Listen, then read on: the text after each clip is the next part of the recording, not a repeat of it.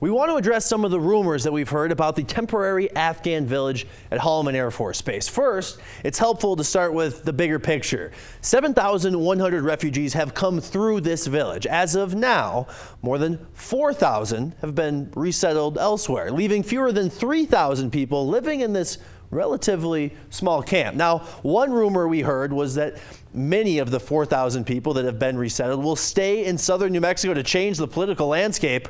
That's false. According to the State Department, 29 Afghans have resettled in New Mexico, and only a small percentage will make our state their home. The other rumor that we heard is that out of the thousands of people living, that some have walked off the base, disappearing into towns like Alamogordo. Well, this is also false. The number of Afghans that have walked off the base unsupervised is 0. They were told if they do, they lose all of their government support. However, when you have thousands of people living in less than comfortable conditions, you're bound to have some conflicts. So we asked, how are they enforcing the law? It's great to be able to be part of this process. Where are you from? In November, we were allowed into the Afghan village at HOLLAMAN Air Force Base, named Aman, Omid. It means peace and hope. But maintaining peace inside the village He has the right to remain silent. has a unique set of challenges. Anything he says can be and will be used against him in a court of law. There are still thousands of Afghans living in temporary tent structures, waiting to be processed and resettled. Inevitably, conflict can arise. And what he did, he just turned around and slapped me on my face right here. The man in the orange vest is a translator. We are concealing his identity because his family could be at risk, and he's explaining that this man attacked him. I wanted to slap him, but that person who was sitting over there, he stopped me. The man in black was a high-ranking official for the Afghan army, and for the same reason we are concealing his identity. He claims he was insulted.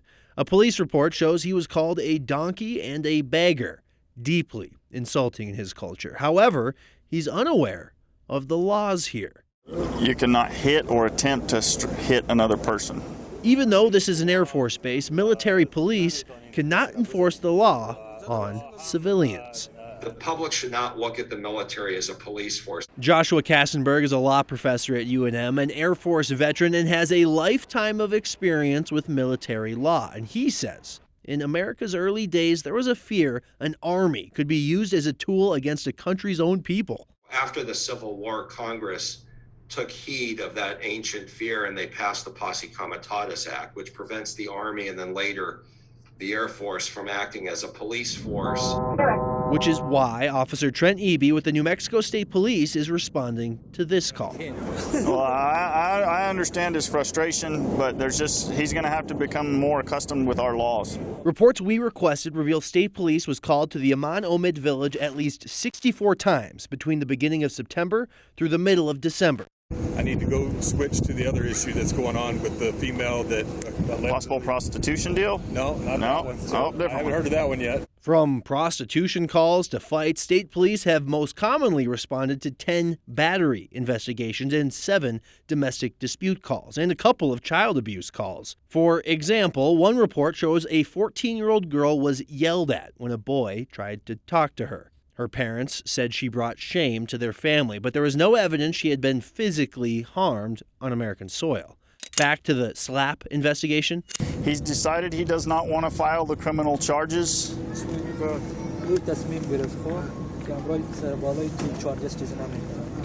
Out of respect for your family. Both men literally hugged it out. But not all investigations are resolved. State police have been in touch with the district attorney's office about 2 very serious cases.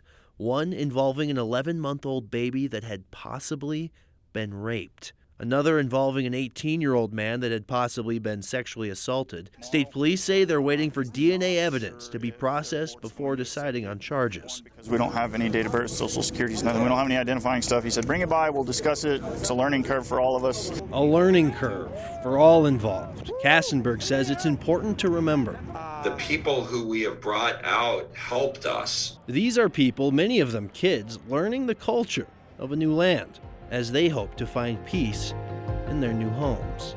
If we don't repay them in kind, it's not only a breach of honor, they go to their certain death. Our obligation is to treat them as allies, which is what they were for 2 decades. Allies required to follow American laws. Okay. Well, thank you. Or pay American consequences if they don't. For 4 Investigates, I'm Ryan Laughlin, KOB4.